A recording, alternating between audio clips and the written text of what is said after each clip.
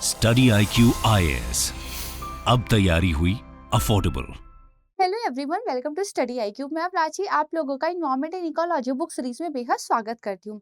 तो आप में से अभी भी कुछ नए एस्पिरेंट हमसे जुड़े हैं और उनकी तरफ से अगेन क्वेश्चन आया है कि मैम जो बुक सीरीज आप कवर करा रहे हो उसको परचेज कहाँ से करें, रिवाइज कैसे करना है।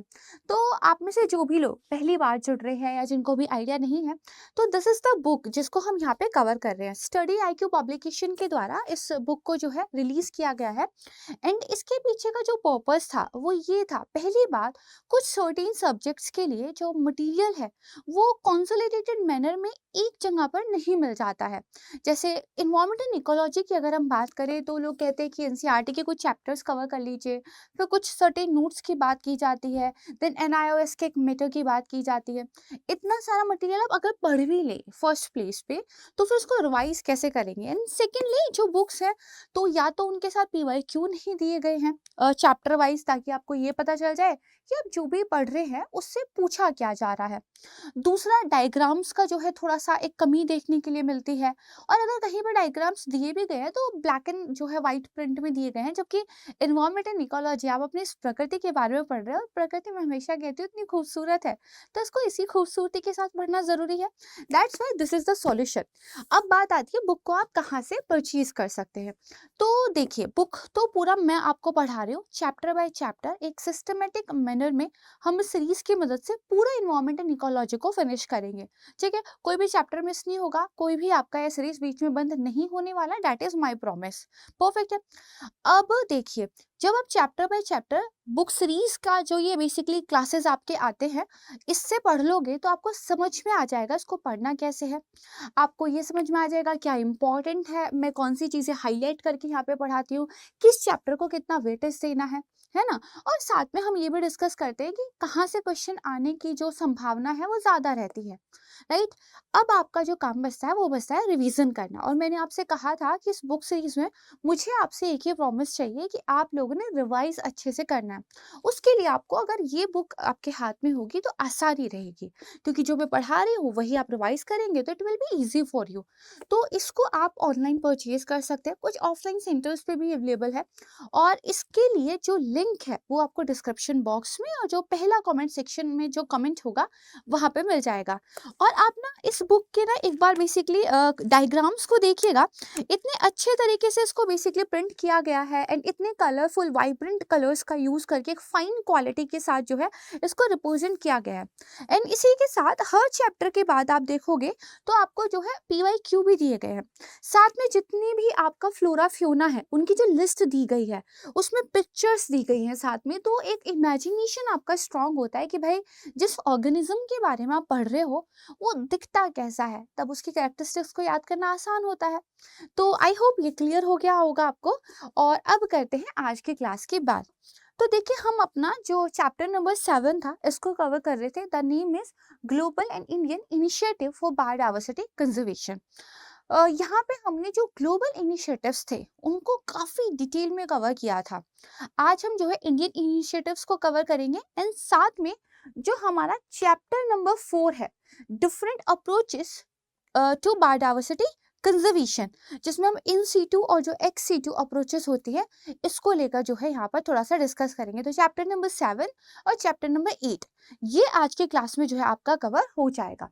परफेक्ट है। तो चलिए चैप्टर नंबर 7 में देखिए, अगर हम ग्लोबल इनिशिएटिव्स की बात करें तो जो बेसिकली हमारा ह्यूमन एनवायरनमेंट को लेके कॉन्फ्रेंस हुआ था वहां से हमने शुरू किया था। देन हमने कन्वेंशन ऑन बायोलॉजिकल डाइवर्सिटी के बारे में पढ़ा था।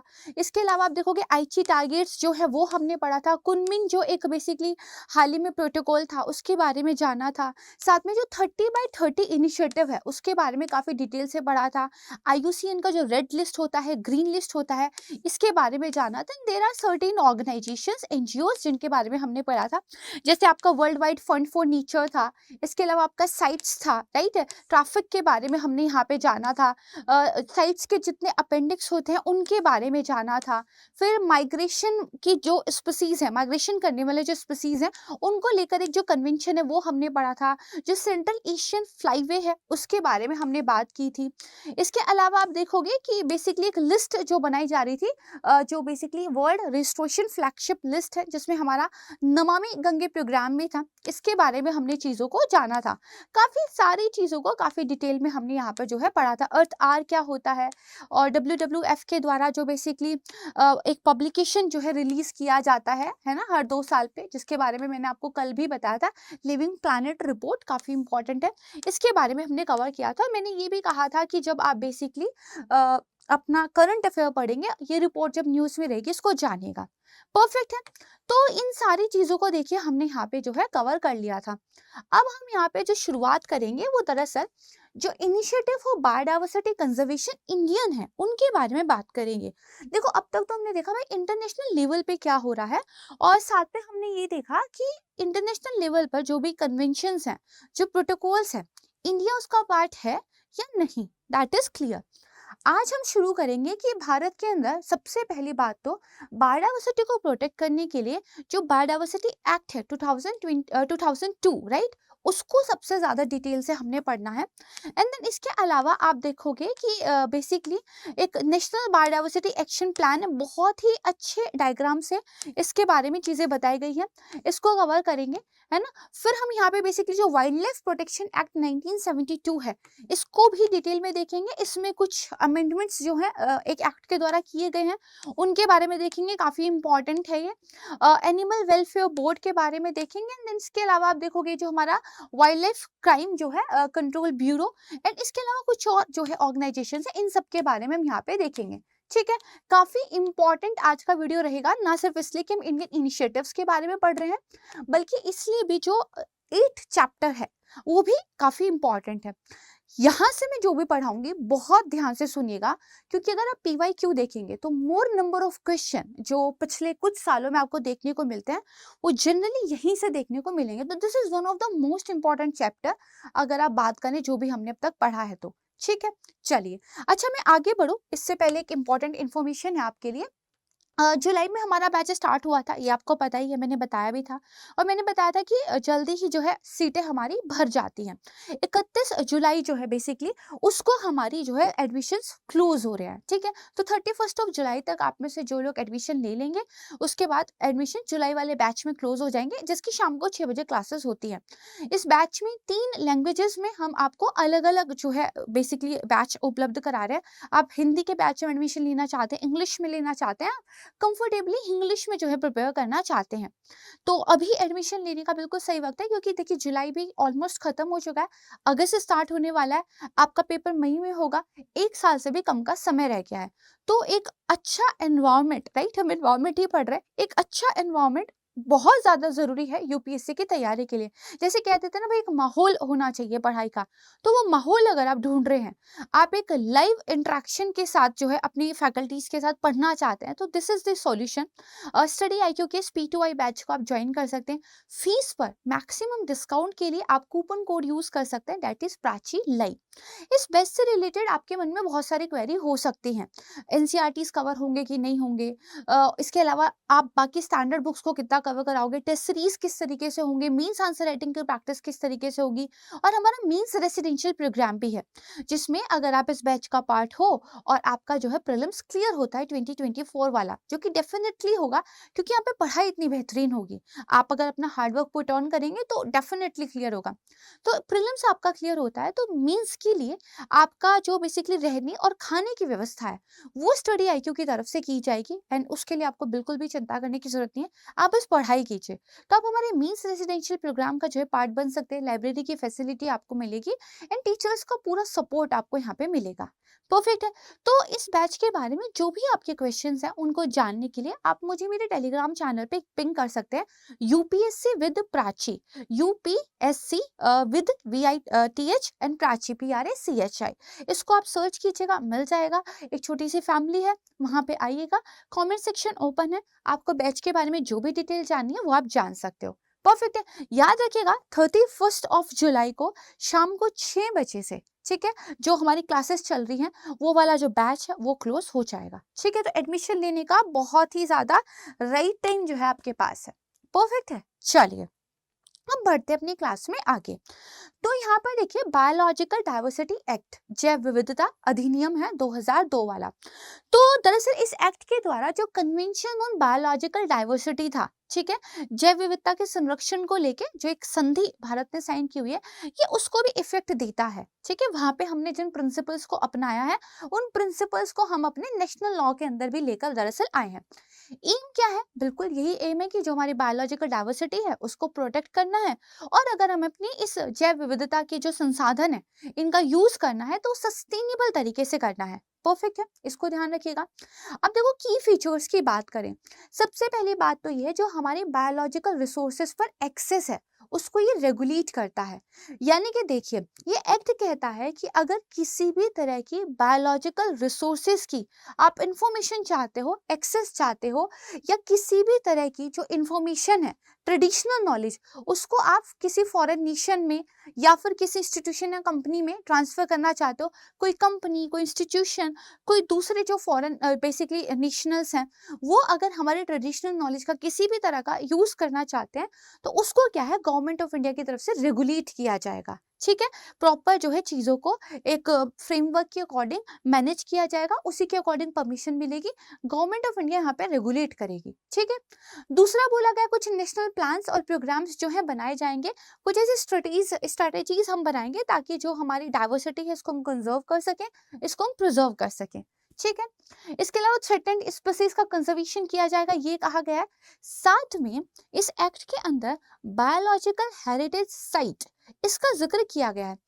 ये कहा गया है इस एक्ट में जो स्टेट गवर्नमेंट है वो लोकल बॉडीज के साथ कंसल्टेशन करके किसी भी एरिया को जिसकी बायोडाइवर्सिटी काफी इंपॉर्टेंट है ना, बायोडाइवर्सिटी हेरिटेज साइट के रूप में क्या है डिक्लेयर कर सकती है। देखो हेरिटेज का मतलब होता है विरासत, कोई भी ऐसा एरिया जहाँ की डाइवर्सिटी ऐसी है कि वहाँ की नेटिव स्पीसीज काफी बेहतर है, कुछ वहाँ पे ऐसा है जिसको हमें संभाल के रखने की जरूरत है, जिसके लिए हमें थोड़े से ज्यादा एक्स्ट्रा उपाय करने की जरूरत है। तो ये बायोलॉजिकल डाइवर्सिटी जो एक्ट है आपका, ये कहता है कि आप बायोलॉजिकल हेरिटेज साइट्स जो हैं इनको डिक्लेयर कर सकते हो। ये डिक्लेयर करने की पावर दे दी गई है स्टेट गवर्नमेंट्स को, और स्टेट गवर्नमेंट्स को कहा गया है कि जो लोकल बॉडीज है उनके साथ आप जो है कंसल्टेशन करके नोटिफाई कर सकते हो। ठीक है, इसके अलावा जो हमारी डाइवर्सिटी है उसके अथॉरिटी भी तो कोई होगा ना। जब हम कह रहे हैं कि भाई जो भी हमारी बेसिकली बायोलॉजिकल रिसोर्सेज हैं इनको हम प्रोटेक्ट करेंगे, इनको हम रेगुलेट करेंगे, तो कोई एक अथॉरिटी होनी चाहिए। तो ये जो एक्ट है ये एक नेशनल बायोडाइवर्सिटी अथॉरिटी को जो है स्टैब्लिश करता है। ठीक है, तो हमारी एक राष्ट्रीय जैव विविधता जो है बेसिकली क्या है, एक प्राधिकरण है। ठीक है, ये है नेशनल लेवल पर। स्टेट लेवल पर हमने स्टेट बायोलॉजिकल बोर्ड जो है इनको जो है स्टैब्लिश किया है, और लोकल लेवल पर हमने बायोडाइवर्सिटी मैनेजमेंट कमिटीज जो हैं उनको बेसिकली स्टैब्लिश किया है।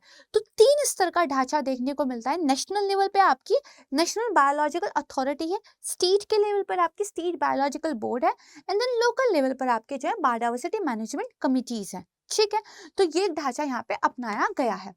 परफेक्ट है। इसके बाद देखो जो नेशनल बायोडाइवर्सिटी अथॉरिटी इसका हेडक्वार्टर कहाँ पे है, चेन्नई में है। परफेक्ट है, इसके कुछ फंक्शंस दिए गए हैं कि भाई एक्ट के द्वारा अगर किन्हीं चीजों को प्रोहिबिट किया गया है तो आपको क्या है उनका क्या है ध्यान रखना है। ठीक है, इसके अलावा सरकार को आपने एडवाइस देना है कि किस तरीके से आप बायोडाइवर्सिटी को कंजर्व कर सकते हो। साथ में सरकार को ये भी सलाह देनी है कि जो बायोलॉजिकल हेरिटेज साइट है उनका सिलेक्शन जो करना है तो किस बेस पे करना है, किस आधार पर करना है।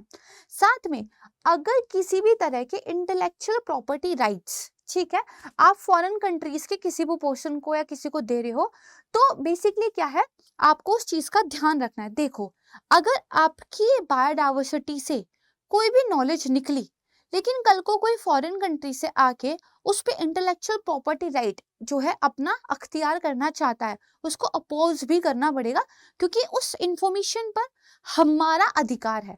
तो ये एक्ट ये कहता है कि ऐसे अप्रोप्रिएट स्टेप्स लेने हैं ताकि अगर किसी फॉरेन कंट्री को इंटेलेक्चुअल प्रॉपर्टी राइट मिलता हो जो कि हमारे बायोलॉजिकल रिसोर्सेज से या हमारी ट्रेडिशनल जो है नॉलेज है उससे बेसिकली इनहेरिट होता हो, तो हमें क्या है उसका अपोज भी करना है। ये एक इम्पॉर्टेंट पॉइंट है, इसको जो है ध्यान रखिएगा। और यहाँ पे आप जो यूएस के साथ मैंने टर्मरिक वाला एग्जाम्पल पिछली क्लास में आपको बताया था उसको रिकॉल कर सकते हो। क्लियर है? बढ़िया। अब देखो, इसके अलावा इसमें कुछ ऑफेंस भी बताए गए हैं कि भाई अगर आप मतलब कुछ चीजों का नहीं पालन करोगे तो आपको जो है बेसिकली सजा भी भुगतनी पड़ेगी। ठीक है। अब देखो यहाँ पे ना बेसिकली जो आप ये देखेंगे हमारे नेशनल बायोडाइवर्सिटी एक्शन प्लान्स हैं कि दरअसल राष्ट्रीय स्तर पर हमें किस तरह के एक्शन प्लान को लेकर काम करना है। तो यहाँ पे टोटल जो है 12 बताए गए हैं कि भाई नॉलेज होनी चाहिए, अवेयरनेस होनी चाहिए, वैल्यूज वगैरह का आप इंटीग्रेशन करो, कंट्रोल करो किसी भी तरह की अगर इन्वेंसिव एलियन स्पीसीज बेसिकली आ रही है, तो जेनेटिक डाइवर्सिटी को आपने क्या है प्रोटेक्ट करके रखना है, बेनिफिट्स की जो है शेयरिंग होनी चाहिए। इस तरीके से जो है चीजें बताई गई है, पार्टिसिपेशन जो है इंश्योर होना चाहिए। इसको आप थोड़ा सा जो है देख सकते हो। ठीक है, एक डायग्राम के रूप में आपको बता दिया गया। अब देखो, एक एक्ट आपका खत्म हुआ, ठीक है, और ये एक्ट्स बहुत बहुत इंपॉर्टेंट है, इनको डिटेल्स में पढ़ना बहुत जरूरी है। अब बात करते हैं दूसरे एक्ट की, that is wild life protection act 1972 यानी कि वन्य जीव अधिनियम 1972। अब यहाँ पे देखो इसका एम क्या है, वाइल्ड लाइफ को प्रोटेक्ट करना, यानी कि जो हमारे वन्य जीवन है, जो हमारे वन्य जीव हैं उनको जो है प्रोटेक्ट करना, ये इसका एम है। अगर हम की फीचर्स की बात करें, ठीक है जी, तो यहाँ पे देखो पहली बात तो क्या है, प्रोटेक्शन का जो स्कोप दिया गया है हर प्रकार के एनिमल पे है, चाहे वो बर्ड हो, चाहे वो मैमल हो या फिर रेप्टाइल हो। अभी 2002 में बेसिकली क्या है, एक एक्ट जो है लाया गया था, ठीक है, उस एक्ट से इसमें कुछ चेंजेस किए गए हैं। उस एक्ट के आने से पहले, ठीक है, अब हम बात करते हैं पहले क्या था। एक्ट के आने से पहले 6 अनुसूचियां यानी कि जो है 6 शेड्यूल बेसिकली इस एक्ट के तहत माने जाते थे। शेड्यूल 1 और 2 कहता था भाई वाइल्ड एनिमल्स को हम हाईएस्ट प्रोटेक्शन देंगे, अगर कोई इनका जो है शिकार करता है, हंट करता है, तो उसको जुर्माना भी लगेगा, मॉनिटरी कंपनसेशन भी होगा, जेल की सजा भी हो सकती है। जो आपका शेड्यूल नंबर 3 और 4 था वो भी जो है एनिमल्स की प्रोटेक्शन की ही बात करते हैं, बट कंपैरेटिवली यहाँ पे जो पेनल्टी लगती थी वो लो लगती थी। इसका मतलब शेड्यूल 1 हाईएस्ट प्रोटेक्शन दी गई है, शेड्यूल 2 में थोड़े बहुत चेंजेस के साथ प्रोटेक्शन हाई ही है, 3 और 4 में भी प्रोटेक्शन है, बट यहाँ पे जो सजा है, यहाँ पे जो सख्त नियम कानून है वो थोड़े से लो कर दिए गए हैं। शेड्यूल नंबर 5 कहता था कि इसमें उन एनिमल्स की एंट्री करेंगे जो वर्मिन होंगे, यानी कि जो ना हमारी फसलों को, ह्यूमंस को, हमारी प्रॉपर्टी को बहुत नुकसान पहुंचा रहे हैं, और उनको मारने की अनुमति जो है सरकार की तरफ से दी गई है। तो शेड्यूल नंबर 5 जो है उन एनिमल्स की बात करता था जिनका शिकार किया जा सकता था, अदरवाइज शिकार करना प्रोहिबिट है। ठीक है, ये समझिएगा। अब देखो आगे बात करते हैं ना, इसको जरा यहाँ ले आते हैं। यस, अब देखते हैं यहाँ पर। इसके अलावा बात आती है शेड्यूल नंबर 6 की। शेड्यूल नंबर 6 कहती थी कुछ एंडेमिक प्लान, ठीक है जी, जिनका जो कल्टीवेशन है वो प्रोहिबिट किया गया है, उनके बारे में शेड्यूल नंबर 6 में जो है लिस्ट दी गई थी। भाई हो सकते हैं ना कुछ प्लांट्स की जिनको कल्टीवेट करना प्रोहिबिट किया हो, कल को आप नशे की दवाइयां बनाने वाले कुछ प्लांट्स की खेती करने लगो तो करने थोड़ी देगी सरकार, है ना। तो इस तरीके से शेड्यूल नंबर 6 आपको देखने के लिए मिलती है। अब यहाँ पे बेसिकली आपको एक पोस्ट देखने के लिए मिलेगी जो कि काफी इंपॉर्टेंट है, director of wild life and chief wild life warden, दोनों ही इंपॉर्टेंट है। देखिए, सेंट्रल गवर्नमेंट इस बात के लिए एम्पावर्ड होती है कि वाइल्ड लाइफ प्रिजर्वेशन के लिए वो एक डायरेक्टर को जो है अपॉइंट करे। स्टेट गवर्नमेंट को ये पावर दी गई है कि वो एक चीफ वाइल्ड लाइफ वार्डन को अपॉइंट कर सकता है। ठीक है, इसके अलावा वाइल्ड लाइफ वार्डन्स और ऑनरी जो है वाइल्ड लाइफ वार्डन्स भी हो सकते हैं। ठीक है, इसके अलावा एक्ट में ये बताया गया हंटिंग पे किसी भी तरह का जो है प्रोहिबिशन होगा, सिर्फ कुछ एक्सेप्शनल केसेस को छोड़कर, जहाँ पे हो सकता है कोई रिसर्च के लिए ह्यूमंस के अंदर कोई बीमारी आ गई है, किसी बीमारी को रिकवर करने के लिए, कुछ साइंटिफिक स्टडी के लिए, कुछ बहुत ही रेयर जो है चीजों को छोड़ के जो शिकार करना होगा उसको जो है प्रोहिबिट किया गया था। इसके अलावा ये एक्ट ये कहता है कि भाई हम कुछ प्रोटेक्टेड एरियाज का जो है बेसिकली इस्टेब्लिशमेंट करेंगे, यानी कि national park, wild life sanctuaries, है ना, ये जो आप बेसिकली बनाते हो, नोटिफाई करते हो, ये आप करते हो वाइल्ड लाइफ प्रोटेक्शन एक्ट 1972 के तहत। ठीक है, इसको ध्यान रखना। भाई कोई भी काम सरकार करती है इसको लीगल बैकिंग चाहिए होती है ना, यहाँ से लीगल बैकिंग इसको मिल रही है। इसके अलावा ट्रेड एंड कॉमर्स की बात कही गई है, कहा गया है वाइल्ड एनिमल्स गवर्नमेंट की प्रॉपर्टी होंगे। ठीक है, क्या कहा गया, वाइल्ड एनिमल्स गवर्नमेंट की प्रॉपर्टी होंगे। और बोला गया है कि भाई सिर्फ गवर्नमेंट को छोड़कर वो वाइल्ड एनिमल जिनको गवर्नमेंट डिक्लेयर किया गया है, जो है बेसिकली एनिमल्स या फिर एनिमल्स के जो भी आर्टिकल्स होंगे उनमें ट्रेड करना प्रोहिबिट होगा। ठीक है जी, इसको ध्यान रखना। अब इसके अलावा देखो यहाँ पे एक और चीज ध्यान रखना, एक आपको दिखाई दे रहा है बेसिकली यहाँ पे national board for wild life. तो 2002 में इस 1972 वाले एक्ट में अमेंडमेंट किया गया था। ठीक है, और बेसिकली क्या है, ये national board for wild life इसको कॉन्स्टिट्यूट किया गया था। प्राइम मिनिस्टर इसमें जो है चेयरपर्सन की तरह काम करते हैं, और बेसिकली ये पॉलिसीज को फ्रेम करता है, और जो सेंट्रल स्टेट गवर्नमेंट्स होते हैं उनको बेसिकली सलाह मशविरा देता है कि किस तरीके से आप वाइल्ड लाइफ का जो है कंजर्वेशन कर सकते हो। ठीक है, तो ये जो बोर्ड है इसको 2002 के संशोधन से इसके अंदर लेकर आया गया था। परफेक्ट है। अब देखो इसके अंदर आ जाती है बेसिकली फिर से एक और अमेंडमेंट, वो है 2022 वाली। अब इस 2022 वाले में क्या चेंज हुआ है उनके बारे में बात करते हैं। सबसे पहली बात तो देखो किसमें किया गया है ये amendment, wild life protection act 1972 में, पता ही है।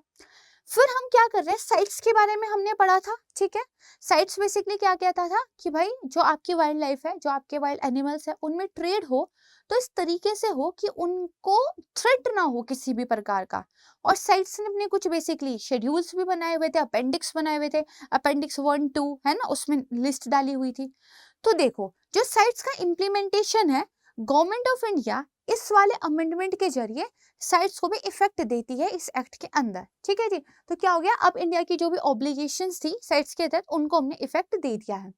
इसके अलावा देखो यहाँ पे ये कहा गया है कि सेंट्रल गवर्नमेंट को हम एक मैनेजमेंट अथॉरिटी के रूप में डेजिग्नेट करते हैं, ताकि किसी भी अगर स्पेसिमेन का ट्रेड करना है तो उसके एक्सपोर्ट या इंपोर्ट का जो परमिट होगा वो सेंट्रल गवर्नमेंट देगी। तो पावर किसको दे दी गई है, सेंट्रल गवर्नमेंट को। ठीक है, तो ये चीज आप थोड़ी सी यहाँ पे ध्यान रखिएगा।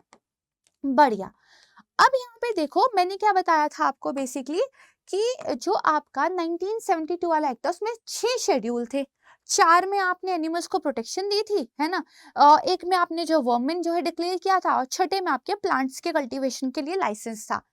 इस बार हमने क्या कर दिया है, इसको 4 कर दिया है। ठीक है जी, 4 कर दिया। जैसे यहाँ पे जो वर्मिन स्पीसीज वाला शेड्यूल था उसको तो क्या कर दिया, हटा दिया, और साथ में जो टोटल नंबर थे उनको 4 कर दिया हमने। जो 1 और 2 वाला था उसको मिक्स कर दिया है, और साथ में क्या एक नया शेड्यूल साइट्स वाला जो है इसके अंदर डाल दिया है। क्या याद रखना है, टोटल 6 थे, आप कितने कर दिए, 4 कर दिए। ठीक है जी, वर्मिन वाला जो शेड्यूल नंबर 5 था उसको तो हटा दिया है, जो 1, 2, 3 वाले थे उनको 2 को आपस में मर्ज कर दिया है, और एक साइट्स वाला भी जो है इसके अंदर डाल दिया, तो अब टोटल मिला के 4 कर दिए। ठीक है, इसको थोड़ा सा ध्यान रखना। देन इसके अलावा यहाँ पे बताया गया है कि देखो सेंट्रल गवर्नमेंट के पास ये पावर होगी कि जो बेसिकली इन्वेंसिव एलियन स्पीसीज हैं उनका अगर इंपोर्ट, ट्रेड या कोई उनका पोसेशन रख रहा है तो उसको रेगुलेट करे और प्रोहिबिट करे। ठीक है जी, तो ये चीज यहाँ पे दी गई है। साथ में देखो यहाँ पे क्या बताया गया है कि पहले वाले एक्ट ये कहता था कि अगर कंजर्वेशन रिजर्व आपको घोषित करने, यानी कि कुछ जमीन को आप जो है कंजर्वेशन रिजर्व के रूप में डिक्लेयर करना चाहते हो तो वो काम स्टेट गवर्नमेंट करेगी। इस वाले एक्ट में सेंट्रल गवर्नमेंट को भी ये पावर जो है बेसिकली दे दी गई है। ठीक है, इसके अलावा देखो यहाँ पे कुछ और चीजों में चेंज किया गया है, जो बेसिकली आप पे जुर्माना लगता था वायलेशन के लिए उसको भी अब बढ़ा दिया गया है। परफेक्ट है, तो इसको थोड़ा सा जो है ध्यान रखने की कोशिश कीजिएगा, this is very very important है, काफी क्वेश्चन यहाँ से पूछे गए हैं। अब देखो कुछ छोटी छोटी चीजें हैं, है ना, मेन मुद्दे की जो 2 एक्ट थे वो हमने यहाँ पे कवर कर लिए हैं। एक आपका क्या है, एनिमल वेलफेयर बोर्ड है, तो दरअसल स्टैट्यूटरी बॉडी है, यानी कि एक एक्ट के तहत इसको स्टैब्लिश किया गया है 1962 में। जो prevention of cruelty to animals act 1960 वाला था उसके सेक्शन नंबर 4 के तहत इसको जो स्टैब्लिश किया गया था। ठीक है जी, तो इसको थोड़ा सा ध्यान रखना। कि भाई प्राइमरी फोकस ये करता है कि जो एनिमल वेलफेयर लॉज है उनका अच्छी तरीके से पालन हो। देखो क्या एनिमल वेलफेयर बोर्ड है, जानवरों के भले के लिए काम करता है, सीधी सी बात है, ठीक है, देख लेना। फिर यहाँ पे देखो national action plan for the conservation of migratory birds है, यानी कि जो बर्ड्स माइग्रेशन करते हैं उनके कंजर्वेशन के लिए एक राष्ट्रीय लेवल पर भी प्लान हम जो है लेकर आए हैं, ठीक है। ये जो प्लान है बेसिकली आपका 2018 से 23 तक के लिए बेसिकली इंट्रोड्यूस किया गया था। तो 2023 अभी चल ही रहा है, इसको थोड़ा सा देख लीजिएगा, है ना। तो यहाँ पे बेसिकली हमने ये कहा था, इसका एक ऑब्जेक्टिव ये था कि भाई 2027 तक जो माइग्रेटरी बर्ड्स की पॉपुलेशन में एक डिक्लाइन आ रहा है उसको हम खत्म कर देंगे, हॉल्ट कर देंगे, यानी कि फर्दर डिक्लाइन नहीं होगा। 2027 तक का ये एक हमने टारगेट रखा था, इसको थोड़ा सा याद रखना, बाकी तो इसमें कुछ काम का नहीं है, ठीक है। फिर यहाँ पे एक integrated development of wild life habitat देखने को मिलता है, यानी कि वाइल्ड लाइफ हैबिटेट जो आपका वन्य जीवन है, जो आपके वन्य जीव हैं, उनका जो एक हैबिटेट है, निवास स्थान है, उसका इंटीग्रेटेड डेवलपमेंट करना है होलिस्टिक अप्रोच के साथ, ठीक है। तो यहाँ पे बेसिकली क्या होता है कि फाइनेंशियल असिस्टेंस जो है स्टेट गवर्नमेंट और यूनियन जो टेरिटरीज हैं उनकी सरकारों को दी जाती है, ताकि जो वाइल्ड लाइफ है और जो उनका हैबिटेट है प्रोटेक्टेड एरिया के अंदर भी या उससे बाहर भी, उसको वो अच्छे से जो है प्रोटेक्ट कर सके, इसके लिए उनको क्या है पैसों से मदद की जाती है, ठीक है। इसको थोड़ा सा जो है ध्यान रखना। ओके, एक हमारा है wild life crime control bureau, ये एक्चुअली 2007 में स्टैब्लिश किया गया था, काफी इंपॉर्टेंट बॉडी है, थोड़ा ध्यान से सुनो। सबसे पहली बात तो कौन से एक्ट के तहत है, वाइल्ड लाइफ प्रोटेक्शन एक्ट 1972 के तहत इसको स्टैब्लिश किया गया था। इसके फंक्शन क्या है भाई, वही है कि जो साइट्स के रेगुलेशंस को बनाना है, जो साइट्स के रेगुलेशन को अपने यहाँ पे इम्प्लीमेंट करना है, उसके लिए जो एक नोडल अथॉरिटी है भारत की तरफ से, वो ये वाली बॉडी है, पहली बात। दूसरा, नाम से ही पता चल रहा है कि दरअसल हम इंटेलिजेंस वगैरह शेयर करेंगे, क्राइम को लेकर कोई भी नॉलेज है, क्राइम को रोकने के लिए जो भी जरूरी चीजें हैं, वो सारी इस बॉडी की तरफ से जो है की जाती है, ठीक है। इसके अलावा एक centralised wild life crime data bank को भी मेंटेन करके रखता है, ताकि जो अदर एजेंसीज हैं उनके साथ कोऑर्डिनेट किया जा सके, ठीक है जी, इसको थोड़ा ध्यान रखना। अब एक आता है भारत का इंडिया स्पीसीज रिकवरी प्रोग्राम, ठीक है जी। नाम से क्या पता चल रहा है, भारत कुछ पर्टिकुलर प्रजातियों के रिकवरी को लेकर एक प्रोग्राम लेकर आया है, ठीक है। यहाँ पे हम क्या कर रहे हैं कि जो बेसिकली 16 टेरेस्ट्रियल स्पीसीज है, 6 हमारी जो एक्वेटिक स्पीसीज है, उनकी जो प्रोटेक्शन है वो प्रोटेक्टेड एरिया के बाहर भी की जाए। देखो national park, wild life sanctuary में तो आप जो है प्रोटेक्शन कर ही रहे हो, आपने उनको इसीलिए डिक्लेयर ही किया है, उसके बाहर भी हम कुछ स्पीसीज पे स्पेशल फोकस कर रहे हैं, तो इसके लिए हम ये वाला प्रोग्राम लेकर आए हैं। जैसे यहाँ पे देखोगे आप कौन कौन सी, एशियन वाइल्ड बुफेलो है, एशियाटिक लॉयन है ना, डुगोंग है, ग्रेट इंडियन बस्टर्ड है, हंगुल है ना, मरीन टर्टल है, वल्चर्स है, रेड पांडा है, क्लाउडेड लेपर्ड है, ये सब आपको देखने के लिए यहाँ पे मिल जाएंगे, परफेक्ट है। अब देखो कुछ छोटी छोटी एक दो बॉडीज हैं, एक दो प्लान है, उनके बारे में भी देख लेते हैं। एक आपका national wild life action plan लाया गया था 17 से 31 की, इसकी टाइमलाइन है। ये कहता है कि जो जेनेटिक डाइवर्सिटी है भारत की, उसको हमें प्रोटेक्ट करना है और सस्टेनेबल जो है डेवलपमेंट करना है, ठीक है। बेसिक बेसिक से पॉइंट से देख लीजिएगा, सिमिलर बात कही गई है। देन दो बॉडी है, एक बोटानिकल सर्वे ऑफ इंडिया है, 1890 में जो इंडियन फॉरेस्ट एक्ट था 1865 वाला, उसके तहत इसको जो है स्टैब्लिश किया गया था। फिलहाल जो है ये मिनिस्ट्री ऑफ एनवायरनमेंट के साथ मिलकर काम करता है। और देखोगे जो प्लांट वेल्थ है भारत की, जो बेसिकली प्लांट्स है हमारे, पौधे हैं हमारे, उनके लिए बोटानिकल सर्वे ऑफ इंडिया जो है काम करता है। इन ए सिमिलर मैनर जानवरों के लिए हमारे पास है जूलॉजिकल सर्वे ऑफ इंडिया, इसको 1916 में जो है बेसिकली स्टैब्लिश किया गया था, ठीक है। प्राइमरी ऑब्जेक्टिव क्या है भाई, जो इंडिया के अलग अलग स्टेट्स हैं, है ना, जो हमारा बेसिकली प्रोटेक्टेड एरियाज हैं, वहाँ सब जगह जो हमारी फ्यूनल डाइवर्सिटी है, जो हमारे एनिमल्स वगैरह हैं, उनका एक्सप्लोरेशन करना, सर्वे करना, मॉनिटरिंग करना, है ना, ये सारी चीजें यहाँ पे बेसिकली करना, ठीक है। लास्ट में एक ग्रीन गुड डीड इनिशिएटिव है, दरअसल एनवायरनमेंट मिनिस्ट्री के द्वारा 2018 में एक सोशल इनिशिएटिव बेसिकली स्टार्ट किया गया था। और इसका मतलब ये था कि जो सोसाइटी के लोग हैं उनको भी अवेयर किया जाए, उनको भी जो है प्रोटेक्शन के अंदर बेसिकली क्या है एक तरीके से पार्टिसिपेशन दिया जाए। तो इसके लिए एक इनिशिएटिव था, जस्ट अ बेसिक इंफॉर्मेशन, इतना इंपॉर्टेंट नहीं है, परफेक्ट है। तो ये कुछ इनिशिएटिव्स हैं इम्पॉर्टेंट जो भारत की तरफ से चलाए जा रहे हैं। इसमें से सबसे ज़्यादा इम्पॉर्टेंट आपका जो वाइल्ड लाइफ प्रोटेक्शन एक्ट है, जो आपका बायोलॉजिकल डाइवर्सिटी एक्ट है, ये दो हैं, इनको बहुत डिटेल में कवर करने की ज़रूरत है। बाकी जितने भी मैंने आपको चीज़ें पढ़ाई, बेसिक बेसिक जान लो, उनका इंट्रोडक्शन है क्या, इन एक्ट्स को बहुत डिटेल में जो है पढ़ लेना, ठीक है। अब सेम जब आप इस चैप्टर को फिनिश करोगे तो इस बुक के अंदर बेसिकली आपको क्या है, जो ये प्रीवियस ईयर क्वेश्चंस आए हुए हैं वो यहाँ पे चैप्टर नंबर 7 के एंड में देखने के लिए मिल जाएंगे। जैसे आप पीडीएफ पे देख पा रहे हो, है ना। जैसे वाइल्ड लाइफ प्रोटेक्शन को लेकर कुछ क्वेश्चन पूछा हुआ है, फिर वाइल्ड लाइफ प्रोटेक्शन एक्ट 1972 को लेकर क्वेश्चन पूछा हुआ है, ठीक है। फिर यहाँ पे देखो ट्रैफिक को लेकर क्वेश्चन पूछा हुआ है जो हमने पढ़ा था, है ना। फिर से वाइल्ड लाइफ प्रोटेक्शन एक्ट को लेकर क्वेश्चन पूछा हुआ है, आईयूसीएन साइट्स को लेकर एक क्वेश्चन है, ठीक है। बर्ड लाइफ इंटरनेशनल हमने पढ़ा था, इसको लेकर क्वेश्चन है।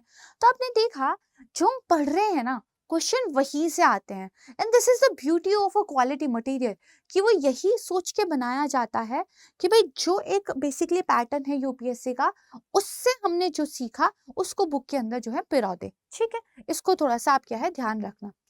तो चैप्टर नंबर 7 हमारा खत्म होता है परफेक्टली। अब मूव करते हैं चैप्टर नंबर 8 पर। Comparatively this is a easy one, इसको थोड़ा क्विकली कवर कर लेंगे, ठीक है जी। चैप्टर नंबर 8 क्या कहता है, भाई बायोडाइवर्सिटी कंजर्वेशन को लेकर जो डिफरेंट डिफरेंट अप्रोचेस हमें देखने को मिलती हैं, उनकी हम बात करेंगे, ठीक है। तो अगर हम कंजर्वेशन की बात करें तो दो तरह की अप्रोचेस हम मोटे तौर पर डिवाइड कर सकते हैं, एक्स सीटू और इन सीटू। एक्स मतलब हम इंटरनल की बात कर रहे हैं, इन मतलब हम एक्स मतलब हम एक्सटर्नल की बात कर रहे हैं, इन मतलब हम इंटरनल की बात कर रहे हैं, माफ कीजिएगा, ठीक है। एक्सीटू कंजर्वेशन अप्रोच का मतलब ये है कि आप वहां पे प्रोटेक्शन का काम नहीं कर रहे हो जहाँ पे वो नेचुरली मिलते थे, कहीं और ले जाके उनको प्रोटेक्ट किया जा रहा है। बेस्ट एग्जांपल आपके चिड़ियाघर, जू में जो भी आपको बेसिकली जानवर देखने को मिल रहे हैं, वो वहां नहीं है जिस जंगल में वो मिलते थे, बल्कि उनको एक स्पेसिफिक लोकेशन पे ले जाके रखा गया है। परफेक्ट है। इन सीटू कंजर्वेशन की बात करें तो इसका बढ़िया एग्जांपल आपके protected areas, for example national parks, ठीक है। तो जहां वो थे, उसी जंगल को, उसी जमीन को, उन्हीं जानवरों को वहीं के वहीं हमने क्या है एक नेशनल पार्क के रूप में डिक्लेयर कर दिया है, और वहां पे हम उनकी प्रोटेक्शन कर रहे हैं। बस इतना सा ही फर्क है, ठीक है। तो अब देखो बेसिकली यहाँ पे आप देखो कि इन सीटू कंजर्वेशन के अंदर आपके नेशनल पार्क आते हैं, वाइल्ड लाइफ सेंचुरीज आते हैं, बायोस्फीयर रिजर्व आते हैं, कंजर्वेशन रिजर्व आते हैं, कम्युनिटी रिजर्व्स आते हैं, सेक्रेड ग्रूव्स आते हैं, इको सेंसिटिव जोन्स आते हैं, और बायोडाइवर्सिटी हेरिटेज साइट आते हैं, जो कि हमने बिल्कुल अभी अभी पढ़े हैं। इन सब को हम डिटेल से पढ़ेंगे, परफेक्ट है। XC2 की बात करें तो सीड बैंक्स आते हैं, बाहर से भाई सीड लेकर आए, और जो प्रॉपर कोल्ड कंडीशंस होती हैं जिसमें वो सीड खराब नहीं होंगे, वहां पे उनको स्टोर करके रखा। इन अ सिमिलर बैनर में आपके जीन बैंक होते हैं, जू है जो मैंने बताया, बोटेनिकल गार्डन्स होते हैं, ठीक है। एक एक करके इन सारी चीजों को क्या है क्लियर करते हैं। यहाँ पे देखो क्या है, आपको इन सीटू और एक्स सीटू का एक बेसिक डिफरेंस बताया गया है, इंपॉर्टेंट बता देती हूँ। देखो इन सीटू में हम पूरे इकोसिस्टम को, पूरी बायोडाइवर्सिटी को कंजर्व करते हैं। जिस एरिया को आपने एक बार नेशनल पार्क डिक्लेयर कर दिया, वहां के पौधे, जानवर, यहाँ तक कि जो माइक्रोबियल्स होंगे, वहां की मिट्टी, वहां की सॉइल, वहां की हवा, वहां की पानी, नदियां, आप हर चीज प्रोटेक्ट कर रहे हो, परफेक्ट है। एक्स सीटू में पॉसिबल नहीं हो पाता है, लेकिन एक्स सीटू का फायदा ये है कि यहाँ पे आप कंट्रोल्ड ब्रीडिंग कर पाते हो और जेनेटिकली मैनेजमेंट कर पाते हो, ठीक है। तो अगर कोई बीमारी वगैरह लग गई है तो ट्रीटमेंट कर पाओगे, क्योंकि वो आपके कंट्रोल्ड एनवायरनमेंट में जो है आपने प्रोटेक्ट करके रख रखे हैं, ठीक है। बाकी स्टेबल को एक बार पढ़ लेना, जो मैंने बेसिक कॉन्सेप्ट बता दिया है, यहाँ से चीजें क्लियर हो जाएगी। अब एक एक करके क्या है इनको समझते हैं। सबसे पहला क्या था, प्रोटेक्टेड एरियाज। तो देखो कोई भी ऐसा एरिया जहाँ पे हम वहाँ के नेचुरल, कल्चरल, हिस्टोरिकल रिसोर्सेज को एज इट इज प्रोटेक्ट करना चाहते हैं, उन एरियाज को हम डेजिग्नेट कर देते हैं एज अ प्रोटेक्टेड एरिया, है ना। पर्पस क्या क्या होता है भाई, पूरे के पूरे इकोसिस्टम को, पूरी की पूरी जो एक वाइड रेंज है प्लांट्स एंड एनिमल्स की, उसको जो है यहाँ पे सिक्योर कर लिया जाए।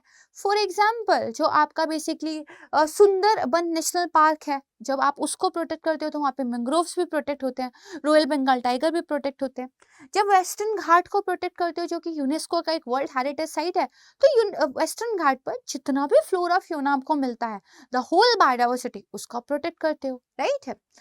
इसके अलावा प्रोटेक्शन हो सकता है एंडेंजर्ड स्पीसीज का। जैसे कुछ हम एरियाज को जब डिक्लेयर करते हैं तो हमारा जो पर्पस रहता है किसी पर्टिकुलर स्पीसीज पे ज्यादा रहता है। जैसे असम के अंदर जो काजीरंगा नेशनल पार्क है, उसमें जो वन हॉर्न राइनोज होते हैं, उनकी प्रोटेक्शन को लेकर हमारा ज्यादा ध्यान है। परफेक्ट है। इसके अलावा आप देखोगे कि वाटर शेड प्रोटेक्शन हो जाता है, जितनी भी नदियां किसी भी प्रोटेक्टेड एरिया से बहती हैं वो बेहतर रहती हैं। साइंटिफिक रिसर्च एंड एजुकेशन को प्रमोशन यहाँ पे मिलता है। कल्चरल और हिस्टोरिकल प्रिजर्वेशन भी हो जाता है। जैसे जो आपका नंदा देवी बायोस्फीयर रिजर्व है, अगर आप इसे प्रोटेक्ट कर रहे हैं तो नंदा देवी का जो एक रिलीजियस, जो एक हिस्टोरिकल इंपॉर्टेंस है, वो भी आप यहाँ पे प्रिजर्व कर रहे हो। लोगों की आस्था भी यहाँ पे जो है बेसिकली एक तरीके से संतुलित हो जा रही है। परफेक्ट है। चलिए अब देखो, यूनाइटेड जो IUCN है, ठीक है, हमारा international union for conservation of the nature, उसने कुछ कैटेगरीज बताई हुई है कि भाई अगर इस कैटेगरी का बेसिकली प्रोटेक्टेड एरिया है तो उसमें क्या अलाउ होगा, क्या अलाउ नहीं होगा। जस्ट अ बेसिक लिस्ट देख लेना। कैटेगरी 1 है तो बहुत स्ट्रिक्ट नेचर का होगा, कैटेगरी बेसिकली 4/5 पे चला जाता है तो उतना रिस्ट्रिक्टेड नहीं होगा। That's the only difference.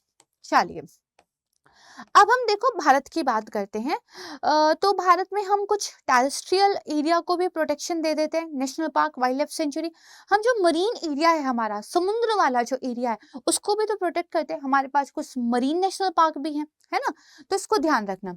अच्छा, मैंने आपको बताया कि ये जो प्रोटेक्टेड एरियाज हम डिक्लेयर करते हैं, ठीक है, किस एक्ट के तहत करते हैं? Wild life protection act 1972। भाई ये जो छोटी छोटी लाइनें मैं आपको फटाफट बता दे रही हूँ ना, यहीं से क्वेश्चन आ जाता है और फिर लगता है यार ये तो पढ़ा ही नहीं था। नहीं, हमने बहुत बारीकी से चीजों को पढ़ा था, हमने शायद ध्यान से सुना नहीं या हमने रिवाइज नहीं किया। फिर वो जो क्वेश्चन आता है कि फॉर एग्जाम्पल क्वेश्चन पूछ लिया कि इंडिया के अंदर जो हम प्रोटेक्टेड एरियाज को डिक्लेयर करते हैं, नोटिफाई करते हैं, उसको लीगल बैकिंग कहाँ से मिलती है? कौन से एक्ट से मिलती है? इन्वायरमेंटल प्रोटेक्शन एक्ट से मिलती है, सेंट्रल गवर्नमेंट का जो है नोटिफाई कर देता है, बस उसी से ही मिल जाती है, डिस्ट्रिक्ट कलेक्टर के पास ये पावर होती है, या फिर वाइल्ड लाइफ प्रोटेक्शन एक्ट से मिलती है? अब भाई कंफ्यूजन कि अरे यार तो सभी ठीक से लग रहे हैं, पता नहीं कौन सा था। तो छोटी मगर मोटी बातें और अच्छी इंपॉर्टेंट बातें, ध्यान रखना इनको, ठीक है। चलिए तो यहाँ पे देखिए, इसके अलावा कुछ और एक्ट्स भी हैं हमारे पास। फॉरेस्ट एक्ट्स जैसे काफी न्यूज में थे और इम्पोर्टेंट भी है, मैंने एक वीडियो में कवर भी कराया है, उन सबको भी आप ध्यान रखिएगा, ठीक है। ओके, अब सबसे पहले बात क्या कर लेते हैं भाई, आपके बेसिकली वाइल्ड लाइफ सेंचुरीज की, ठीक है। तो वाइल्ड लाइफ सेंचुरीज की बात करें तो स्टेट गवर्नमेंट के पास पावर होती है इनको डिक्लेयर करने की। वाइल्ड लाइफ प्रोटेक्शन एक्ट को अब से मैं WPA बोलूंगी, ठीक है। तो WPA का जो सेक्शन नंबर 26A है, उसके साथ इसको डिक्लेयर कर सकते हैं। सबसे ज्यादा वाइल्ड लाइफ सेंचुरीज कहाँ पे? अंडमान एंड निकोबार में, और इसके बाद है महाराष्ट्र के अंदर, ठीक है जी। यहाँ पर बेसिकली हम ये कहते हैं कि आप छोटी मोटी जो गतिविधियां हैं वो कर सकते हो, टिम्बर की हार्वेस्टिंग कर सकते हो, जो माइनर फॉरेस्ट प्रोड्यूस होते हैं, ठीक है। छोटे छोटे वन उत्पाद है, हनी को इकट्ठा कर लिया, छोटी मोटी औषधि इकट्ठी कर ली, तेंदू के पत्ते इकट्ठे कर लिए, जमीन पर गिरी हुई लकड़ी इकट्ठी कर ली, कुछ जो माइनर फॉरेस्ट प्रोडक्ट्स हैं उनको आप कलेक्ट कर सकते हो। तब तक आपके पास ओनरशिप का राइट भी रहेगा जब तक कि आप एनिमल्स की वेलबींग के साथ कोई गड़बड़ घोटाला नहीं कर रहे हो। तो देखो, वाइल्ड लाइफ जो हमारी सेंचुरीज होती है वहां पे थोड़ा लिबरल अप्रोच रखा गया है कि अगर आप एनिमल्स की वेलबींग के साथ छिड़कानी नहीं कर रहे और जमीन पर आपकी ओनरशिप है तो ठीक है, छोटा मोटा आप यहाँ पे काम कर रहे हो, करते रहो, कोई इश्यू नहीं है, ठीक है। जैसे महाराष्ट्र के अंदर फ्लैमिंगो को लेकर थाने क्रीक एक सेंचुरी बनाई गई है। वाइल्ड लाइफ सेंचुरीज को नेशनल पार्क के रूप में भी अपग्रेड किया जा सकता है, ठीक है जी, इसको ध्यान रखना कि अपग्रेड किया जा सकता है। दूसरे आते हैं आपके नेशनल पार्क्स। ये आपका VPA जो है उसके सेक्शन नंबर 35 के तहत डिक्लेयर करते हो। जो आपके नेशनल पार्क्स होते हैं उनको सेंट्रल गवर्नमेंट और स्टेट गवर्नमेंट दोनों घोषित कर सकते हैं। वेरी इंपॉर्टेंट पॉइंट, जो हमारी वाइल्ड लाइफ सेंचुरीज थी उनमें मैंने सिर्फ स्टेट का नाम लिया था, परफेक्ट है। अच्छा जी, अब जैसे अगर बात करें सबसे ज्यादा कहाँ पे है, तो भाई मध्य प्रदेश में सबसे ज्यादा है। पहला national park Jim Corbett national park था, ठीक है जी, पहले हम उसको हेली नेशनल पार्क के रूप से जानते थे। सबसे लार्जेस्ट कौन सा है, तो हेमी नेशनल पार्क है, लद्दाख के अंदर है। एरिया के हिसाब से देखा जाए तो सबसे बड़ा है, ठीक। अच्छा जी, कैरेक्टरिस्टिक्स की बात कर लेते हैं। सबसे पहली बात तो इसको डाउनग्रेड नहीं कर सकते। वाइल्ड लाइफ सेंचुरी को नेशनल पार्क में तो बदल सकते हो, नेशनल पार्क को डाउनग्रेड करके वाइल्ड लाइफ सेंचुरी में नहीं बदल सकते। पहली बात, ह्यूमन एक्टिविटीज प्रोहिबिट होती हैं, एक्सेप्ट कुछ जो है चीफ वाइल्ड जो वाइल्ड लाइफ वार्डन होते हैं। अब चीफ वाइल्ड लाइफ वार्डन कहाँ पे पोस्ट होती है, स्टेट में। तो अगर किसी भी स्टेट के चीफ वाइल्ड लाइफ वार्डन के द्वारा कुछ एक्टिविटीज को परमिट कर दिया गया है तो ठीक है, अदरवाइज ह्यूमन एक्टिविटीज प्रोहिबिट होती है नेशनल पार्क के अंदर। सख्त अप्रोच है, ठीक है। चलिए, इसके अलावा देखो कि यहाँ पे अगर किसी भी तरह की फॉरेस्ट रिसोर्सेज का आपको एक्सट्रैक्शन करना है, जरूरी है भाई, तो फिर कौन रिकमेंडेशन देगा, national board for wild life, जिसके चेयरपर्सन कौन थे, प्राइम मिनिस्टर, ठीक है। 2002 के संशोधन से इसको बनाया था, थोड़ी देर पहले पढ़ाया, भूल गए, सब भूल गए, ध्यान से नहीं पढ़ रहे हो, क्यों कर रहे हो भाई ऐसा, अच्छे से पढ़ो, देखो बाकी लोग भी तो अच्छे से पढ़ रहे हैं। चलिए, अब हमने दो बात की थी कि एक होते हैं आपके कम्युनिटी रिजर्व्स और एक होते हैं आपके कंजर्वेशन रिजर्व, दोनों के बीच में डिफरेंस है, ध्यान रखना। सबसे पहले तो कंजर्वेशन रिजर्व्स की बात करते हैं, ठीक है जी। जो कंजर्वेशन रिजर्व्स होते हैं वो भी वीपीए एक्ट जो 2002 वाला है ना, जो संशोधन आया था उसके तहत जो डिक्लेयर होता है, स्टेट गवर्नमेंट डिक्लेयर कर सकती है। याद करो 2022 वाला जो संशोधन मैंने आपको पढ़ाया है उसमें क्या कह दिया गया है कि सेंट्रल गवर्नमेंट भी जो है बेसिकली कर सकती है ना, ध्यान रखना। ओके, इसके अलावा आप देखोगे अगर नेशनल पार्क के आसपास, सेंचुरी के आसपास कोई भी एरिया है या फिर दो प्रोटेक्टेड एरियाज को जोड़ने वाला कोई कॉरिडोर टाइप का एरिया है, उसको एक कंजर्वेशन रिजर्व के रूप में जो है घोषित किया जा सकता है। लोकल कम्युनिटी से आपको जो है बातचीत यहाँ पे करनी पड़ेगी।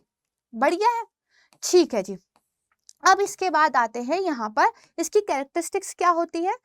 देखो जनरली ये अनहेबिटेड होते हैं, कोई रहता वहता है नहीं यहाँ पे, जमीन जो है सरकार के बेसिकली ओनरशिप में होती है, ठीक है।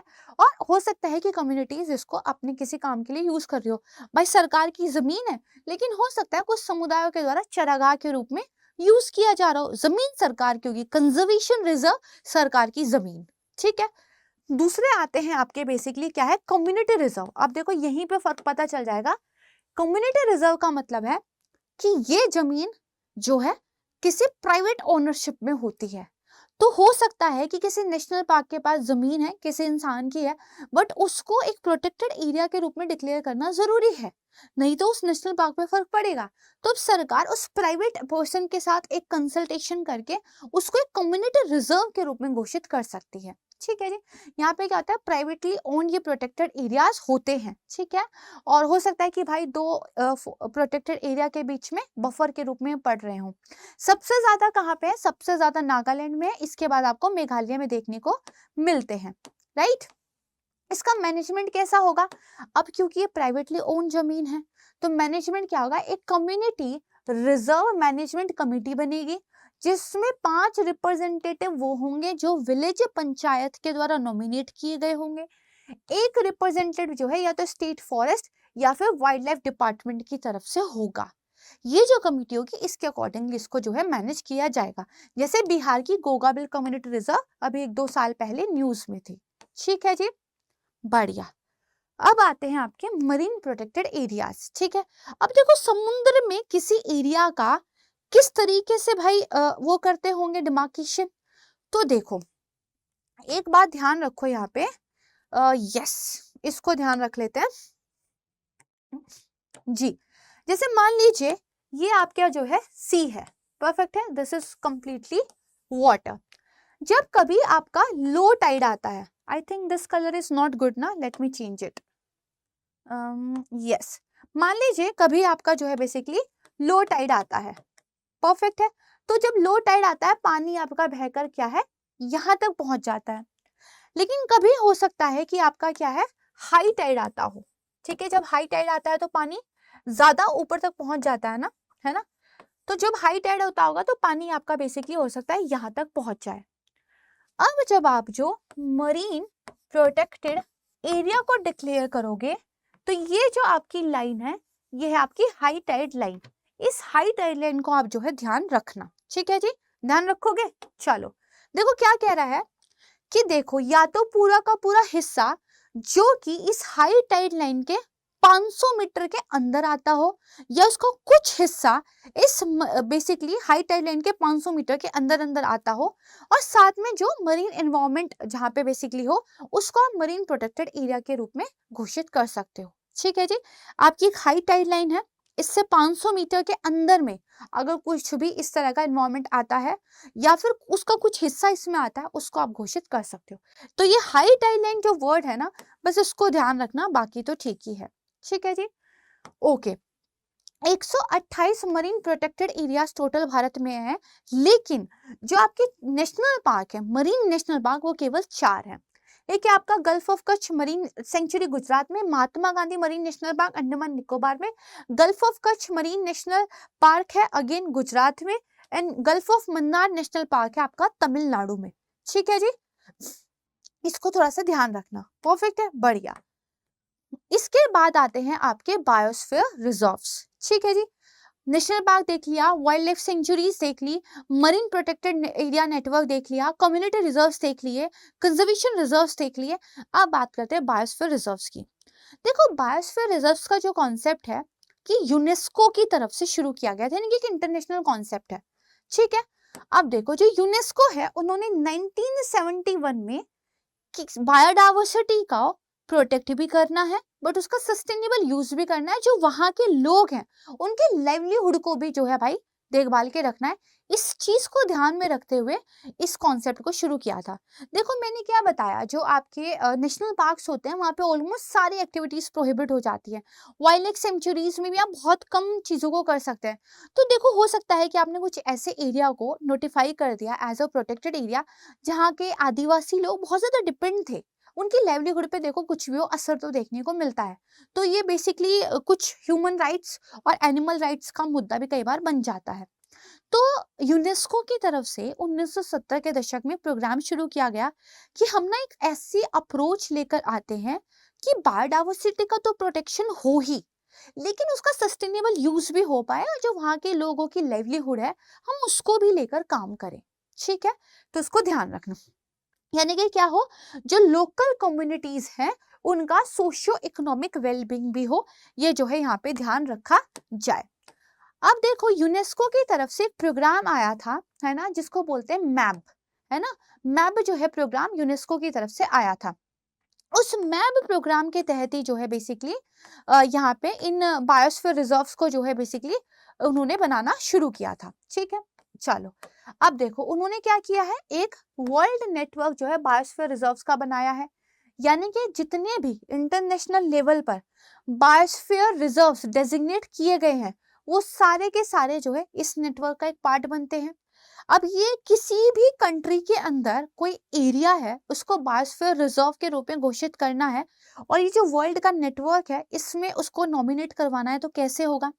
कोई भी सरकार अपने किसी भी एरिया को जो यूनेस्को के द्वारा बताई गई कंडीशंस को पूरा करता हो, जिसका मैनेजमेंट यूनेस्को के द्वारा बताए गए क्राइटेरिया के अनुसार किया जाता हो, उसको एक बायोस्फीयर रिजर्व के रूप में डिक्लेयर कर सकता है। उन्होंने कुछ कंडीशन दे दी है, एक बार डिक्लेयर करके फिर वो नेशनल गवर्नमेंट यूनेस्को को रिक्वेस्ट कर सकती है कि हमारे इस बायोस्फीयर रिजर्व को आप जो world network of biosphere reserves है इसके अंदर डाल लीजिए। यूनेस्को अगर डाल देता है तो उसमें के अंदर सम्मिलित हो जाता है, ठीक है। तो ऐसा होता है, परफेक्ट है। तो नेशनल गवर्नमेंट नॉमिनेट करती है अगर वो कुछ क्राइटेरिया को फॉलो करते हैं एंड देन रिक्वेस्ट करती है कि भाई हमारे वालों को भी अपने वालों के साथ आप जो है सम्मिलित कर लीजिए, ठीक है। अब इसके अलावा यहाँ पे देखो फंक्शंस क्या होते हैं बायोस्फीयर रिजर्व के। यहाँ पे लोकल कम्युनिटीज को एक्टिवली एंगेज किया जाता है। इसका पर्पज ही ये था कि डाइवर्सिटी के कंजर्वेशन में कहीं लोकल कम्युनिटीज ना पीछे छूट जाए। तो यहाँ पे लोकल कम्युनिटीज को जो है बेसिकली साथ में लेकर क्या है चला जाता है, ठीक है। अब देखो यहाँ पे जो बेसिकली बायोस्फीयर रिजर्व है इन्होंने कहा उसको हम 3 जोन्स में जो है डिवाइड करेंगे। अब ये डायग्राम काफी इंपॉर्टेंट है। उन्होंने कहा एक होगी आपकी कोर जोन, ठीक है। कोर जोन के अंदर सिर्फ रिसर्च और एक्सपेरिमेंट अगर कुछ करना है या मॉनिटरिंग करनी है, सिर्फ इतना ही अलाउ होगा, इसके अलावा और कुछ अलाउ आप नहीं कर सकते। फिर एक आपका क्या है, बेसिकली बफर जोन होगा, ठीक है जी। उन्होंने कहा बफर जोन के अंदर आपका एजुकेशन एंड ट्रेनिंग अलाउ हो सकता है, थोड़े बहुत जो है ह्यूमन सेटलमेंट भी अलाउ हो सकते हैं, ठीक है, रिसर्च वगैरह तो होगा ही। और आपका जो है बेसिकली उन्होंने कहा इसके अलावा टूरिज्म वगैरह होगा। और फिर एक भाई ट्रांजिशनल जोन होगा बाहर की दुनिया से उसको जोड़ने के लिए। तो हमेशा ध्यान रखना किसी भी बायोस्फीयर रिजर्व में हमेशा core area, buffer area, transition area बताया जाता है, ठीक है, दिस इज मैंडेटरी। परफेक्ट है। तो देखो ट्रांजिशन एरिया, कोर एरिया वगैरह की अगर हम बात करें तो क्या क्या एक्टिविटीज अलाउ होती है एक बार ध्यान देते हैं, ठीक है। तो यहाँ पे देखो कोर एरिया में स्ट्रिक्ट प्रोटेक्शन होता है वाइल्ड लाइफ का, कोई भी ह्यूमन एक्टिविटी थोड़ी बहुत रिसर्च वगैरह के अलावा यहाँ पे अलाउ नहीं होती। बफर एरिया में लिमिटेड ह्यूमन एक्टिविटीज अलाउ होती है, टूरिज्म हो सकता है, इन्वायरमेंटल एजुकेशन वगैरह को लेकर कुछ काम हो सकता है। और जो ट्रांजिशन एरिया होता है उसमें फॉरेस्ट्री, फिशरी, क्रॉपिंग और कुछ अदर एक्टिविटीज जो है अलाउ होती है। परफेक्ट है जी, इसको थोड़ा सा आप क्या है ध्यान रखिएगा। परफेक्ट है। अब बायोस्फीयर रिजर्व्स इंडिया की बात करें तो जो हमारी नेशनल मैप कमेटी है ना, वो जो है इसका ध्यान रखती है। और जो भी क्राइटेरिया हम यहाँ पे फुलफिल कर रहे हैं उसके बाद हम जो है बेसिकली उसको international network by the international coordinating committee ICC के मैप प्रोग्राम में शामिल करने के लिए रिक्वेस्ट कर देते हैं, जो मैंने आपको अभी बताया था, ठीक है। थोड़ा सा मुझे लगता है कि मेरा गला जवाब दे रहा है। अब ये जो आपको मैप दिखाई दे रहा है, yes now you can see it properly. यहाँ पे देखो हमारे जितने भी बायोस्फीयर रिजर्व्स हैं भारत के, ठीक है, उन सब के बारे में एक अच्छे से लिस्ट दी हुई है। इनको भाई याद करना जरूरी है, ये इतने ज्यादा नहीं है कि यूपीएस से आपसे उम्मीद ना करे कि आप याद नहीं करोगे, इनको तो याद करना जरूरी है। बुक में बहुत अच्छे से दिया हुआ है, इसको देख लेना। देन इन सारे बायोस्फीयर रिजर्व्स के बारे में आपको एक लिस्ट देखने के लिए यहाँ पे मिल जाएगी। जैसे आप देखोगे नॉर्थ के एक बायोस्फीयर रिजर्व है, लोकेशन क्या है, कौन सी रिवर जाती है, क्लाइमेट कैसा है, वेजिटेशन कैसी है, फ्योना कैसा है, अदर इंपॉर्टेंट फैक्ट क्या है, ये सारा का सारा जो है सारे बायोस्फीयर रिजर्व्स के बारे में बुक में आपको देखने के लिए मिल जाएगा। बहुत शानदार तरीके से इन टेबल्स को आपको यहाँ पे दिया हुआ है, you have to read it, okay, this is the only thing.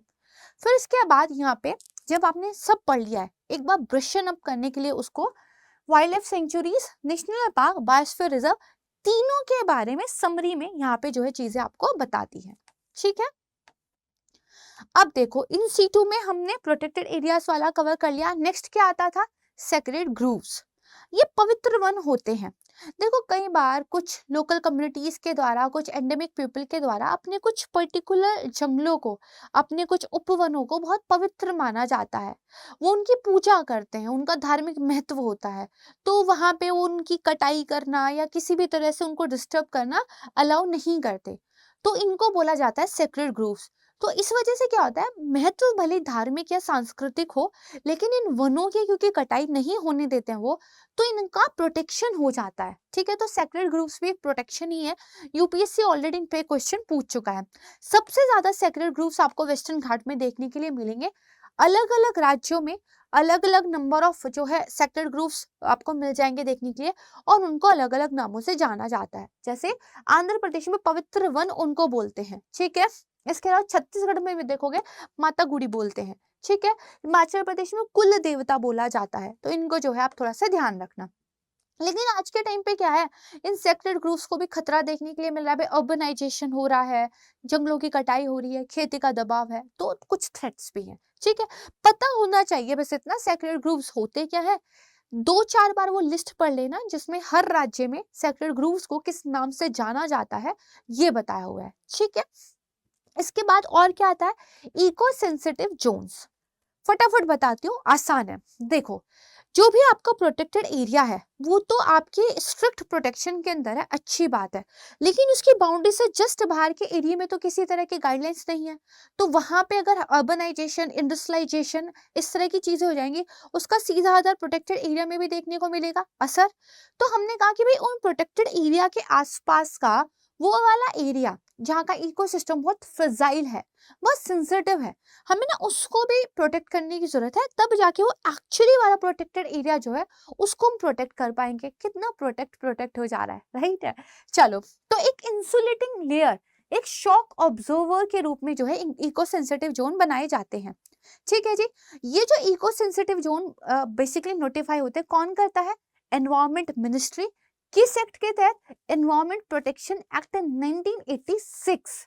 Very important, ठीक है, ध्यान रखना। ये एक्ट्स वगैरह भाई बहुत जरूरी होते हैं, याद रखने।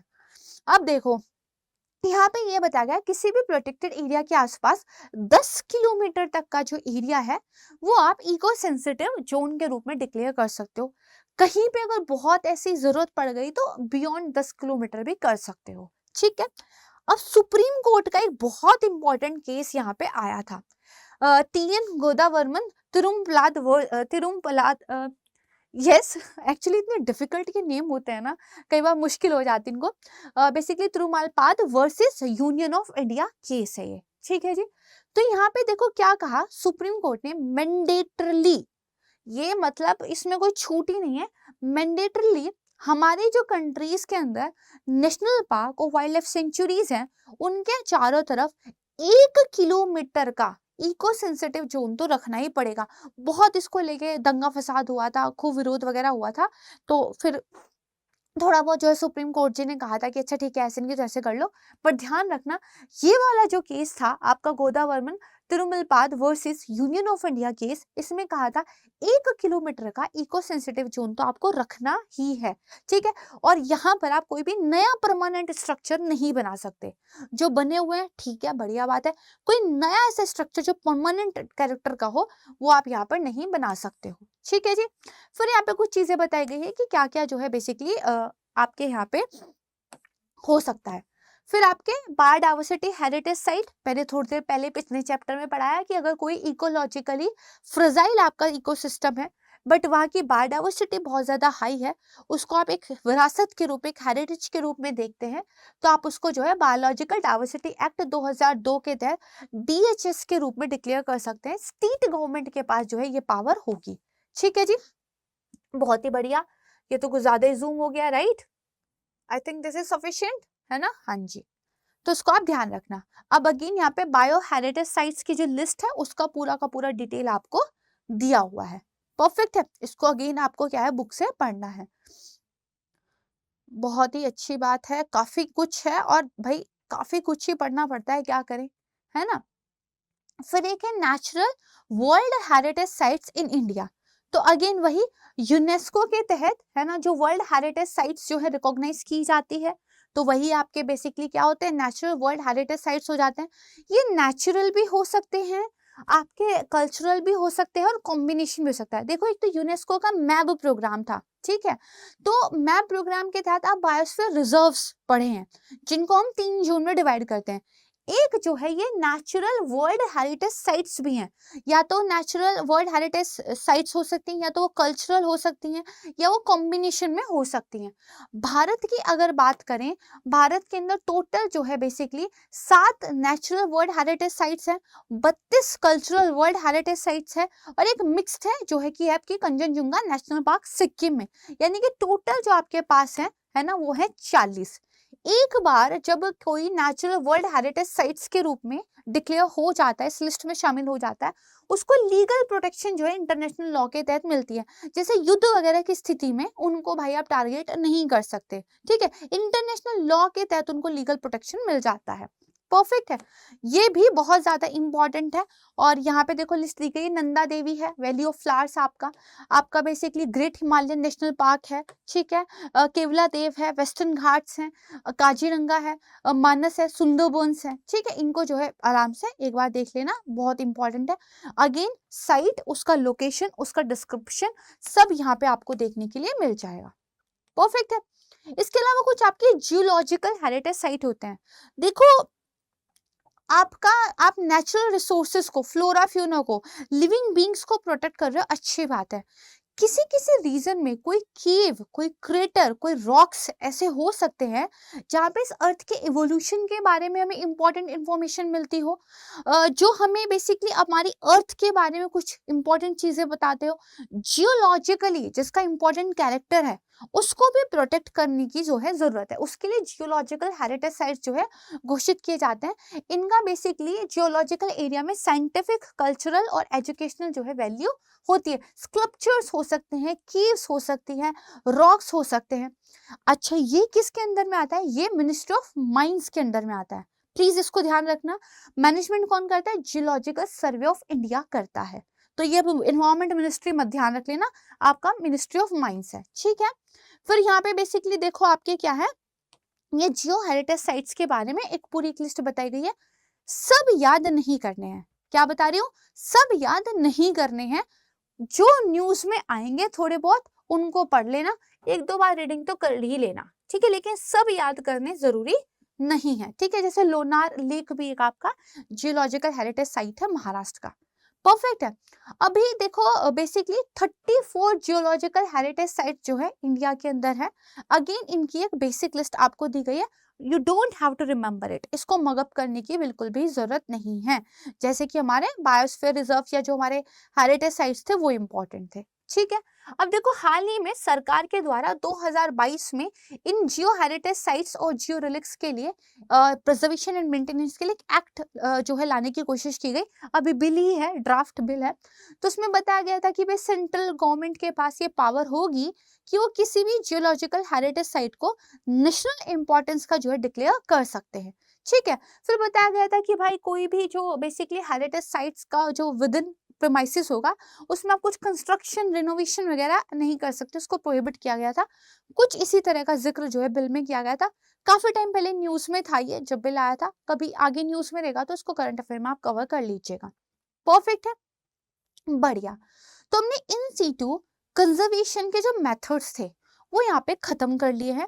ये सबसे ज्यादा इंपॉर्टेंट है। एक्स-C2 तो यार बड़े आसान से है, 5 मिनट में खत्म हो जाएंगे, उनको देख लेते हैं। जैसे एक्स-C2 में क्या होता है कि आप जो स्टोर कर रहे हो, प्रिजर्व कर रहे हो जेनेटिक मटेरियल किसी भी ऑर्गेनिज्म का, है ना, वो उसके नेचुरल जहाँ पे वो मिलता है वहां नहीं कर रहे, कहीं बाहर कर रहे हो। जैसे जीन बैंक हो गया, तो जीन बैंक में आप क्या कर रहे हो? जेनेटिक मटेरियल को स्टोर कर रहे हो। सीड बैंक हो सकता है जहाँ पे आप सीड्स को स्टोर करके रखते हो, ठीक है। इसको थोड़ा सा पढ़ लेना, ज्यादा इसमें ना कुछ दिक्कत वाली बात है नहीं, कोई ऐसा एक्ट वगैरह का सीन यहाँ पे है नहीं, ठीक है। सीड बैंक स्कीम एक इंडिया में आई थी कि भाई फ्यूचर में अगर कोई ऐसी कंडीशंस आ जाए जिनको हम ना समझ पा रहे हो तो उसके लिए यहाँ पे क्या है, सीड्स को स्टोर करके रखना है।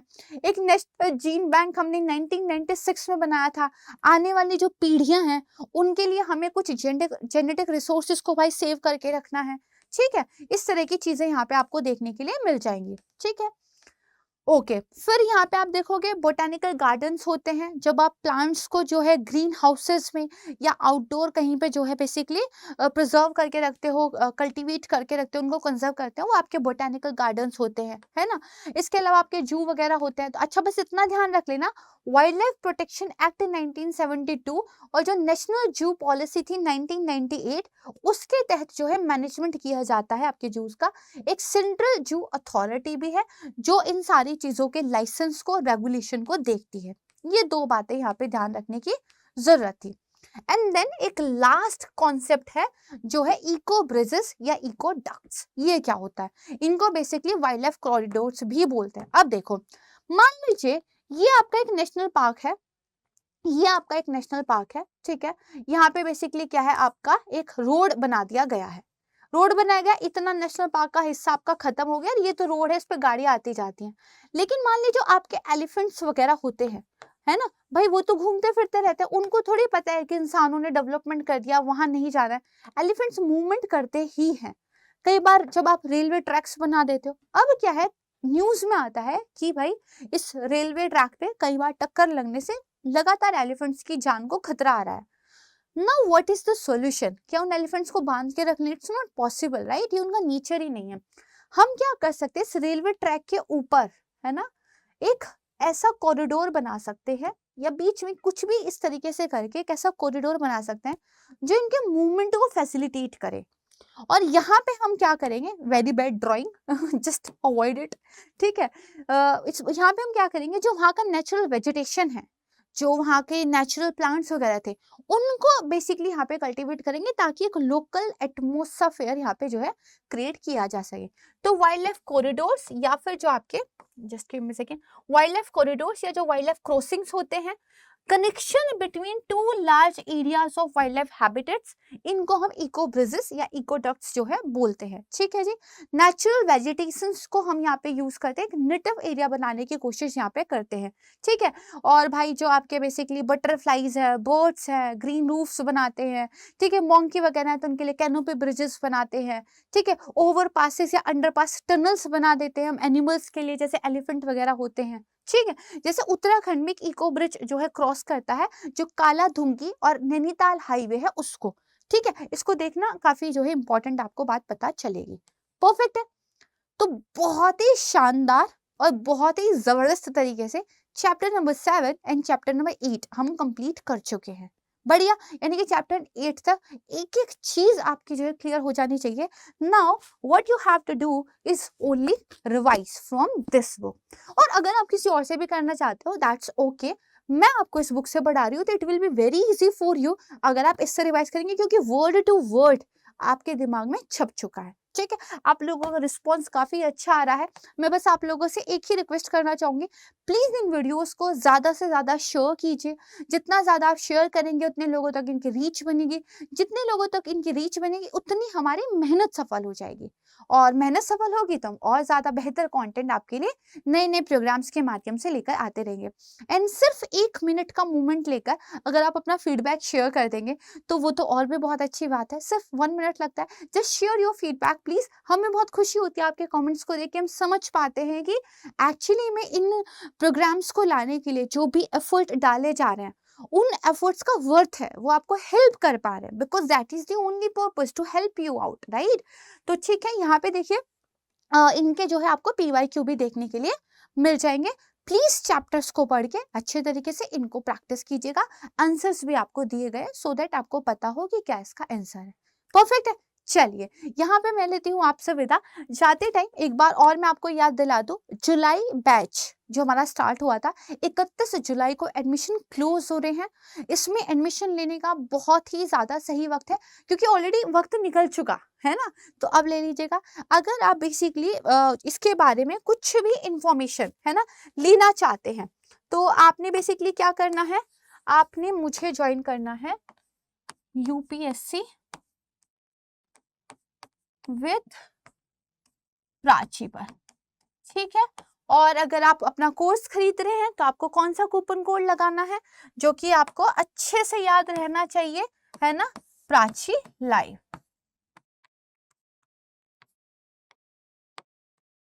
प्राची लाइव, ठीक है जी। इन 2 चीजों को ध्यान रखिएगा और just ping me if you want to ask anything. बाकी यहाँ पर चलिए मैं लेती हूँ आपसे विदा। अपना बहुत ध्यान रखिएगा, अपनों का बहुत ध्यान रखिएगा। Thank you so much everyone. जय हिंद। स्टडी IQ IAS, अब तैयारी हुई अफोर्डेबल।